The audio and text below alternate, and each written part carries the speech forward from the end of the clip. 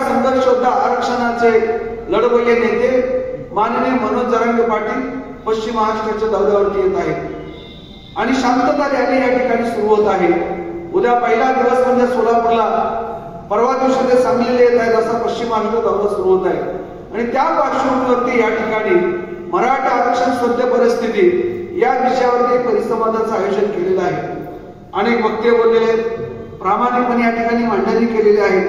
आरक्षणाचा खूप मोठा संघर्ष गेली 30-35 वर्षापासून महाराष्ट्रामध्ये सुरू आहे। विशेषतः मराठा महासंघाचे लोकनेते दिवंगत माननीय अण्णासाहेब पाटील यांनी मराठा समाजाच्या आरक्षणाची मागणी केली।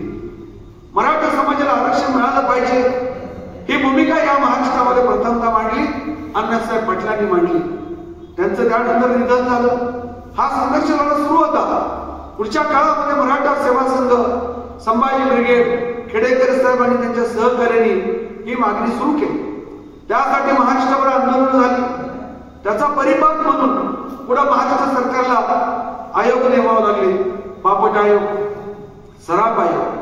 बापट आणि सराफ आयोगानं मराठा समाजाला आरक्षण द्यावं का नको याबद्दल सर्वे केला, पण दोन्ही आयोग हे परिपूर्ण आयोग नव्हते। मराठा समाजाचं सामाजिक आणि शैक्षणिक सर्व होणं अत्यंत महत्वाचं होतं। सराफ आयोगाने बापट आयोगाच्या मर्यादा आहेत की त्यांनी आपल्या महाराष्ट्रातील मराठा समाजाचं सामाजिक आणि शैक्षणिक सर्वेक्षण केलं नाही, त्यामुळे तो आयोगाचा रिपोर्ट परिपूर्ण नव्हता, समाधानकारक नव्हता। संविधानाने जी मूल्य दिलेली आहेत त्या मूल्यानुसार त्यांनी सर्वे केलेला नाही, त्यामुळे त्यांच्या शिफारशीनुसार आरक्षण मिळालं नाही, कारण बापट आयोग आणि सराफ आयोग यांचं काम परिपूर्ण नव्हतं। त्यानंतर राणे आयोग, महाराष्ट्रातील मराठा समाजाचा एक चांगल्या प्रकारचा सर्वे राणे आयोगाने केला। राणे आयोगाचं मोठं योगदान आहे, परंतु राणे आयोगा मराठा समाज सामाजिकदृष्ट्या मागास आहे का पुढारलेला आहे हे सिद्ध त्या आयोगाने केलेलं नाही, कारण त्या आयोगाची ती प्रायोरिटी नव्हती। त्यामुळे राणे आयोगाच्या शिफारशीनुसार पृथ्वीराज चव्हाण सरकारने दिलेलं आरक्षण 16% होतं, ते टिकलं नाही, कारण ते टिकणारच नव्हतं, कारण सामाजिकदृष्ट्या मराठा समाज मागास आहे हे त्यांनी सिद्ध केलेलं नव्हतं। आरक्षण म्हणजे काय? रिझर्वेशन, प्रतिनिधित्व। प्रत्येक समूहाला त्याचं प्रतिनिधित्व मिळालं पाहिजे। जर प्रतिनिधित्व नाही मिळालं आणि काही समुदायालाच प्रतिनिधित्व मिळालं तर उद्रेक होऊ शकतो। आपल्या शेजारचा देश आपण पाहतोय बांगलादेश, बांगलादेशामध्ये जो उद्रेक आहे, तिथल्या प्रधानमंत्र्याला पंतप्रधान देश सोडावा लागला, पंतप्रधानाच्या घरावरती हल्ला केला, ताब्यात घेतलं त्यांचं कार्यालय। आज मोठ्या प्रमाणामध्ये बांगलादेशामध्ये उद्रेक सुरू आहे, दंगली सुरू आहेत, हल्ले सुरू आहेत। याची अनेक कारण आहेत, पण त्यातलं एक महत्वाचं कारण म्हणजे आरक्षण हे सुद्धा कारण आहे। त्या सगळ्या खोलात तिथल्या विषयामध्ये जाणार नाही। 30% कसं वाढवलं, 56% पुढे कसं गेलं, त्यानंतर सर्वोच्च न्यायालयामध्ये काय झालं, सरकारची भूमिका तिथल्या काय होती, पण एकूण तिथल्या असंतोषाच्या पाठीमागं आरक्षण हे सुद्धा कारण आहे। कारण सगळ्या समुदायाला जर का आपण सोबत नाही घेतलं तर अनरेस्ट निर्माण होऊ शकतो, हे शेजारच्या राष्ट्रावर आपल्या लक्षात येईल। आरक्षणाचं धोरण काय आहे? राजर्षी छत्रपती शाहू महाराजांनी आरक्षण का सुरू केलं तर शाहू महाराजांच्या दरबारामध्ये एकूण 71 अधिकारी होते, त्यातले 66 ब्राह्मण होते, उर्वरित कायस्थ, शेंद्री आणि पारशी। एकही मराठा नव्हता, माळी नव्हता, धनगर नव्हता, मातंग नव्हता, बौद्ध नव्हता, सुतार, कुंभार, लोहार आदी कोणी नाही। 71 अधिकाऱ्यांपैकी 66 ब्राह्मण आणि उर्वरितचे 5-6 अधिकारी होते, ते कायस्थ, शेंद्री आणि पारशी, जे ब्राह्मण समकक्ष। मराठ्यांना त्यावेळेस तोपर्यंत आरक्षण नव्हतं। राजर्षी छत्रपती शाहू महाराजांनी 1902 साली आपल्या राज्यामध्ये 50% आरक्षण सुरू केलं। त्यावेळेसपासून मराठा समाजाला म्हणजेच माळी, धनगर, सुतार, कुंभार, लोहार, शेड्यूल कास्ट, शेड्यूल ट्राइब्स या सर्वांना आरक्षण राजर्षी छत्रपती शाहू महाराजांच्या धोरणामुळे या देशामध्ये प्रथमतः मिळालं। आरक्षणाचा पाया आपल्या देशामध्ये राजर्षी छत्रपती शाहू महाराजांनी घातला। शाहू महाराजांनी मराठा समाजाला आरक्षण दिलं, ते गेलं कुठं? कुठल्या शासन व्यवस्थेने नेलं? आज इतकी भयानक संतापजनक परिस्थिती आहे की ज्या राजाने आरक्षण दिलं त्या राजाच्या जातीतल्या उपेक्षित वंचितांना आरक्षण नाही। अर्थात शाहू महाराज हे केवळ एका जातीचा राजा नाही, केवळ एका जातीचा अनुनय करणारा राजा नव्हता, किंवा कोणत्याही जातीच्या विरोधातला राजा नव्हता, तर सर्वांना समान हक्क अधिकार मिळाले पाहिजे ही राजर्षी छत्रपती शाहू महाराजांची भूमिका होती. राजर्षी छत्रपती शाहू महाराजांनी सुरू केलेलं आरक्षण भारतरत्न डॉक्टर बाबासाहेब आंबेडकरांनी घटनाबद्ध केलं. घटनेतील कलम क्रमांक 340, 41, 42 यामध्ये आरक्षणाची तरतूद आहे. 340 कोणासाठी? तर सामाजिक आणि शैक्षणिक दृष्ट्या जे मागास आहेत त्यांच्यासाठी. पण बाबासाहेबांनी संविधान लिहिलं, ते संविधान सादर केलं 26 नोव्हेंबर 1949 ला भारत सरकारकडे, आणि त्याची अंमलबजावणी झाली 26 जानेवारी 1950 पासून. ओबीसीच्या अर्थात सामाजिक शैक्षणिकदृष्ट्या जे मागास आहेत त्यांच्या जातीची निश्चिती नव्हती. फक्त त्यांनी अशी तरतूद करून ठेवली की सामाजिक शैक्षणिकदृष्ट्या जे मागास आहेत त्यांना आरक्षण देण्यात यावं. शेड्यूल कास्ट आणि शेड्यूल ट्राईब्स, अनुसूचित जाती, अनुसूचित जमाती यांची मात्र यादी होती, आणि 3 नावं निश्चित असल्यामुळे ज्या वेळेस संविधान लागू झालं त्यावेळेस पासून आपल्या देशातील शेड्यूल कास्ट, शेड्यूल ट्राईब्स यांना आरक्षण आहे. नंतरच्या काळामध्ये नेहरू सरकारच्या काळामध्ये या देशातल्या मागासवर्गीय, पिछडा वर्ग, इतर मागासवर्ग यांचा सर्वे करण्यासाठी एक आयोग आला. त्या आयोगाचं नाव आहे काका कालेलकर आयोग. त्या आयोगाने 2743 जाती ओबीसी मध्ये समाविष्ट केल्या. त्यामध्ये देखील मराठा समाज होता. पण तो आयोग आपल्या देशामध्ये लागू झाला नाही. तो आयोग लागू का झाला नाही, कशासाठी झाला नाही, तो स्वतंत्र विषय. पण नंतरच्या काळामध्ये बरेच दिवस 340 कलमानुसार आपल्या देशातील इतर मागासवर्गीयांची निश्चिती व्हावी हा मुद्दा खूप दिवस मागे पडला.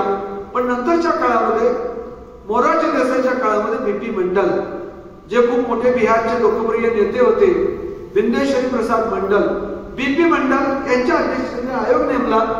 तोच मंडल आहे. 340 कलमावरती आधारलेला तो आयोग संविधानातील. बीपी मंडल आयोगानं 3743 जाती ओबीसी मध्ये समाविष्ट केल्या. त्यामध्ये कुणबी या जातीचा समावेश करण्यात आला.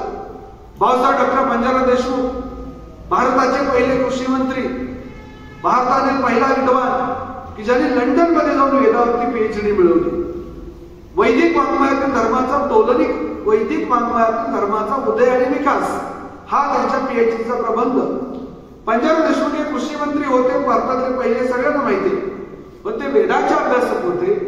वेदावरती लंडन मध्ये जाऊन पीएचडी मिळवणारा पहिला विद्वान म्हणजे पंजाबराव देशमुख. त्यांनी एक आवाहन केलं महाराष्ट्रातल्या सगळ्या मराठ्यांना, विशेषतः विदर्भातल्या, की आपण मूळचे कुणबी आहोत, सर्वांनी आपापल्या नोंदी कुणबी लावा, त्याचा फायदा निश्चितपणे होणार आहे. पंजाबराव देशमुखांचं विदर्भातल्या मराठ्यांनी ऐकलं. आज विदर्भातले मराठे अनिल देशमुख असतील, रणजित बाबू देशमुख असतील, सुनील केदार असतील, सगळे आश्री देशमुख असतील, विदर्भातले जेवढे मराठे आहेत त्या बहुतेक सगळ्या मराठ्यांची नोंद कुणबी अशी आहे. त्यामुळे विदर्भातल्या आणि खानदेशातल्या मराठे आरक्षणाचे, ओबीसी आरक्षणाचे लाभदायक आहेत. पण आपल्या पश्चिम महाराष्ट्रातल्या लोकांना, विशेषतः आपल्या मराठ्यांना, आपण म्हणजे खूप ग्रेट आहोत, आपण म्हणजे खूप जणू काय ब्रह्मदेवापासूनच आपला उदय झालेला अशी मानसिकता, अहममंडळ. त्यामुळे पश्चिम महाराष्ट्राचं आपलं खूप नुकसान झालं. आणि त्या काळामध्ये याबद्दल जाणीव जागृती देखील नव्हती. त्या काळापर्यंत आपले खूप प्रश्न नव्हते, गरजा कमी होत्या. 1991-92 नंतर आपण काय स्वीकारले? जागतिकीकरण स्वीकारले. जागतिकीकरण, उदारीकरण, खाजगीकरण आलं आणि त्यामुळे खूप मोठी स्पर्धा आपल्या देशामध्ये निर्माण झाली. 91 पूर्वी आपल्या महाराष्ट्रामध्ये आत्महत्या नाही, अपवाद वगळता शेतकऱ्यांच्या आत्महत्या नाही. 91-92 नंतर आपल्या महाराष्ट्रामध्ये, देशामध्ये, भारतातच शेतकऱ्यांच्या आत्महत्या का सुरू झाल्या? तर जागतिकीकरण, उदारीकरण, खाजगीकरण आलं, मल्टीनॅशनल कंपन्या आल्या, उदारीकरण स्वीकारल्यामुळे आपण जगाच्या स्पर्धेमध्ये आलो. गावगाड्यामध्ये आपण पाहिलं 91-92 पूर्वी आपल्याला 1 किंवा 2 ड्रेस असायचे. खूप श्रीमंत असतील तर 2 ड्रेस, सर्वसामान्य कुटुंबातल्या लोकांना 1च ड्रेस. आपल्याला आठवत असेल की गावात 1च मोटरसायकल असायची, कोणाकडे तरी गावात 1च फोन असायचा. गरजा खूप कमी होत्या. गाव पातळीवरती, गावगाड्यावरती आपल्या गरजा भागत होत्या. शिक्षण कमी होतं, आपलं खूप गावगाड्यामध्ये भागून जात होतं. पण 92 नंतर वेगानं जागतिकीकरण आलं, स्पर्धा मोठी निर्माण झाली, शिक्षणाचं प्रमाण वाढलं आणि त्यामुळे आरक्षणाची गरज नितांतपणे भासू लागलेली आहे. शेतीमालाला भाव नाही, श्रमाला मोल नाही, घामाला दाम नाही, काबाड कष्ट करून देखील या देशातल्या शेतकऱ्यांना, विशेषतः महाराष्ट्रातल्या शेतकऱ्यांना देखील अनेक संकटाला सामोरं जावं लागतं. जस्टिस गायकवाड आयोगाने सर्वे केला. तो सर्वे आर्थिक अंगाने झाला, तो सर्वे सामाजिक अंगाने झाला, तो सर्वे शैक्षणिक अंगाने झाला, राहणीमानाच्या दृष्टीने झाला, महिलांच्या संदर्भाने सर्वे झाला, ऍग्रिकल्चर सर्वे ऑफ महाराष्ट्र असं सांगतो. एक आक्षेप आहे मराठा आरक्षणावरती. काही विद्वान, अतिविद्वान असा आक्षेप घेतात की मराठ्यांच्या ताब्यात कारखाने, मराठ्यांचेच आमदार आहेत, मराठ्यांचे जिल्हा परिषद सदस्य असतात, मराठ्यांच्या ताब्यामध्ये सोसायटी येत्या, मग कशाला पाहिजे आरक्षण. ऍग्रिकल्चर सर्वे ऑफ महाराष्ट्र असं सांगतो की महाराष्ट्रामध्ये 90% शेतकरी अत्यल्प भूधारक आहेत, अत्यल्प. आणि अत्यल्प भूधारकाची व्याख्या काय आहे? अत्यल्प भूधारक म्हणजे काय? म्हणजे अल्प भूधारक, अत्यल्प भूधारक. अत्यल्प भूधारक म्हणजे ज्यांच्याकडे अर्धा हेक्टर क्षेत्र आहे, अर्धा हेक्टर, त्याला अत्यल्प भूधारक. म्हणजे ज्यांच्याकडे 1 किंवा 1.5 एकर शेती आहे, अशा 90% शेतकरी महाराष्ट्रामध्ये. आपल्या गावचा विचार करा, 5 एकर शेती, 10 एकर शेती असणारे किती शेतकरी आहेत? खूप कमी शेतकरी आहेत. 5 acre, 10 acre, 15 acre, 20 acre, 50 acre. म्हणजे गावगाड्यामध्ये 90% शेतकरी अत्यल्प भूधारक आहेत. आणि महाराष्ट्रामध्ये एकूण जे शेतकरी आत्महत्या करतात त्यामध्ये 90% शेतकरी मराठा समाजातील. आत्महत्या वाईट आहे, कोणीच करू नये आत्महत्या. मराठ्यांनी करू नये, माळ्यांनी करू नये, धनगर, सुतार, कुंभार, लोहार कोणी करू नये आत्महत्या. पण दुर्दैवानं महाराष्ट्रामध्ये 90% शेतकरी जे आत्महत्या करणारे आहेत ते मराठा समाजातील आहेत. सरकारी आकडेवारी सांगते, आपल्यापैकी अनेकांनी वाचलं असेल. आणि पण आरक्षणाची गरज मोठ्या प्रमाणामध्ये भासू लागली. मराठा महासंघ, मराठा सेवा संघ, संभाजी ब्रिगेड, छावा यांनी आंदोलन केली. आणि त्या आंदोलनाच्या रेट्यामुळं खत्रे आयोग, बापट आयोग, सराफ आयोग आले, नंतर राणे आयोग आला. नारायण राणे आयोगाने देखील काम केलं. परंतु 3 आयोग, बापट आयोग, सराफ आयोग आणि राणे आयोग, या 3 आयोगानं मराठा समाज शैक्षणिकदृष्ट्या मागास आहे मान्य केलं. पण मराठा समाज सामाजिकदृष्ट्या मागास आहे हे त्यांनी सर्वे केला नाही, साध्य केलं नाही. त्यांची ती प्रायोरिटी नव्हती, म्हणजे त्यांचा ते उद्देश नव्हता. आणि त्यामुळे पृथ्वीराज चव्हाण सरकारने दिलेलं 16% आरक्षण हे हायकोर्टामध्ये टिकलं नाही, ते फेटाळण्यात आलं. आता 16% आरक्षण का? तर मराठा समाज महाराष्ट्रामध्ये सुमारे 32% आहे असं गृहीत धरलं जातं. आकडेवारी नाही, वस्तुनिष्ठ आकडेवारी नाही. कारण जातनिहाय जनगणना आपल्या देशामध्ये शेवटची जातनिहाय जनगणना 1931 ला झाली. 1931 नंतर जातनिहाय जनगणना झालेली नाही, ती होणं अत्यंत आवश्यक आहे. कारण जातनिहाय जनगणना झाल्यानंतर काय कळेल की कोणत्या जातीची किती संख्या आहे आणि संख्येच्या 50% आरक्षण. म्हणजे मराठा समाज 32% गृहीत धरून 16%, आता ते 10% देण्यात आलेलं आहे. पण 16%चं 10% का केलं? तर ऑलरेडी विदर्भातले, खानदेशातले, पश्चिम महाराष्ट्रातल्या काही मराठ्यांच्या नोंदी कुणबी असल्यामुळे 20% मराठा समाज गृहीत धरला आणि वरचा कुणबी समाज गृहीत धरून 10% आरक्षण दिलेलं आहे.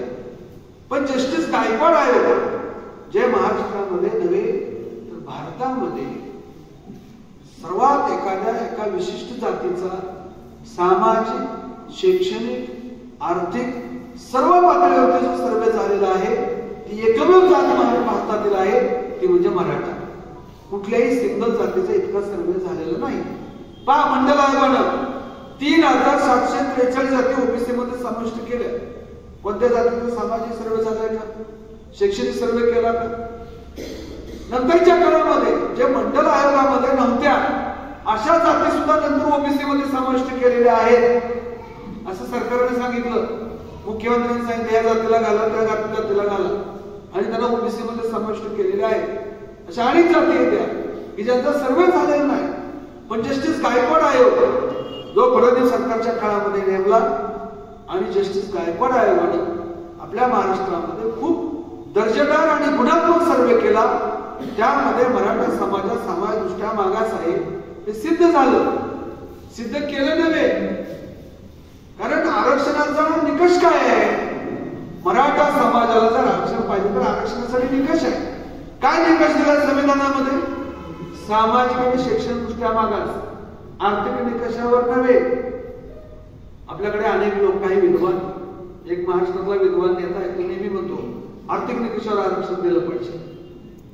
आर्थिक निकष ही संविधानात तरतूद आहे का? नाही. स्वतः बाबासाहेब आंबेडकर इकॉनॉमिस्ट होते, त्यांनी अनेक डिग्र्या घेतल्या, एमए, पीएचडी, डीलिट, बाराटवा, एसएसटी, एलएलडी, ते लॉयर होते. मराठा आरक्षण हा मराठा समाजाचा संविधानिक अधिकार आहे आणि तो मिळावा यासाठी मनोज जरांगे गेली वर्षभरापासून आंदोलन करत आहेत. त्यांनी आपलं प्राण पणाला लावलेलं आहे आणि ते अनेक वेळा उपोषण करतात आणि उपोषणाच्या माध्यमातून त्यांनी शांततेच्या मार्गाने समाज संघटित केलेला आहे.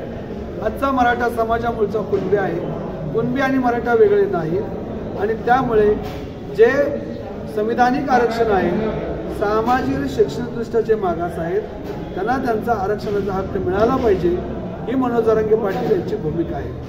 आणि यासाठी आज महाराष्ट्रामध्ये प्रत्येक जिल्ह्यामध्ये मनोज जरांगे पाटील येत आहेत. 8 तारखेला म्हणजे परवा दिवशी सांगली या ठिकाणी मराठा शांतता रॅलीचे आयोजन केलेलं आहे. मनोज जरांगे पाटील त्या शांतता मोर्चासाठी येत आहेत. सांगली जिल्ह्यातील विशेषतः मिरज तालुक्यातील प्रत्येक गावच्या नागरिकांनी या शांतता रॅलीमध्ये सहभागी व्हावे आणि मनोज जरांगे पाटील यांच्या आरक्षण आंदोलनाला पाठिंबा द्यावा ही नम्र विनंती.